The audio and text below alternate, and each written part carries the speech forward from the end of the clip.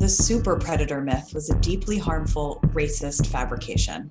It was popularized in the mid-1990s. This myth warned of Black and brown teenagers perpetrating a violent crime wave. It had a devastating impact on our laws and policies, and consequently on individuals and families nationwide. But why did a theory with no basis in reality take hold? Going all the way back to slavery and throughout our history, Black children have been robbed of their youth and denied the protections of childhood.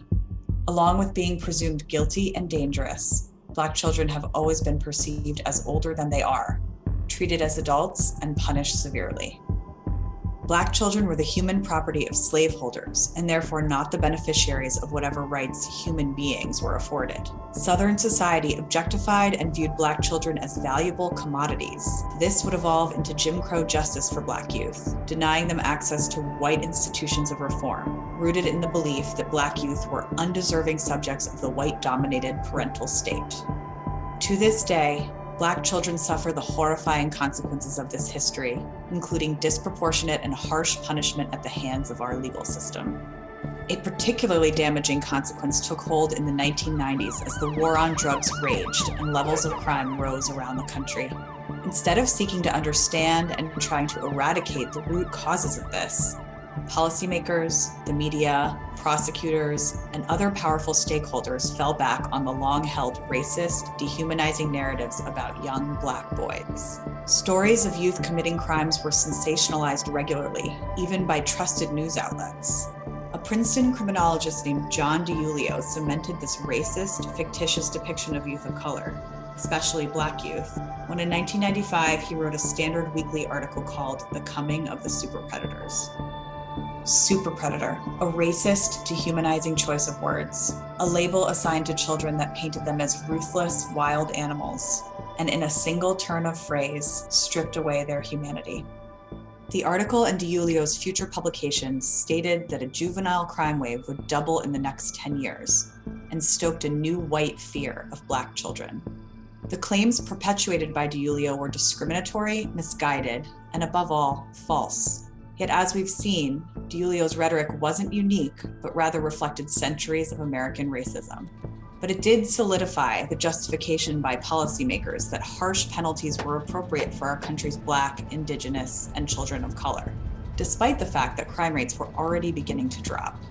Within 5 years of the myth's publication, DiIulio began to backtrack, suggesting he may have been wrong and recanting his theory. And in 2012, he joined an amicus brief filed by criminologists in Miller versus Alabama, which acknowledged some of the harmful impacts of the theory.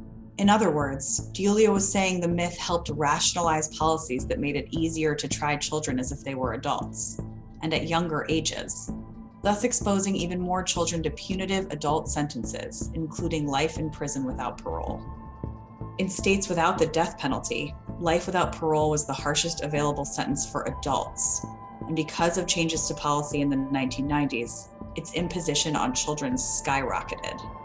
Over 75% of the 2,800 children ever sentenced to life without parole in the United States were sentenced in the 1990s or later.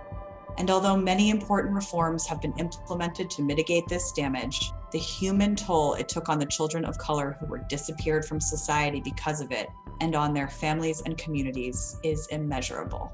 In order to repair the harm caused by this racist past, and the superpredator myth in particular, we must embark on a mission of truth-telling about its history and impact. And then we must work together to change policies and practices that fail to treat Black children like children, and continue to perpetuate harm against them.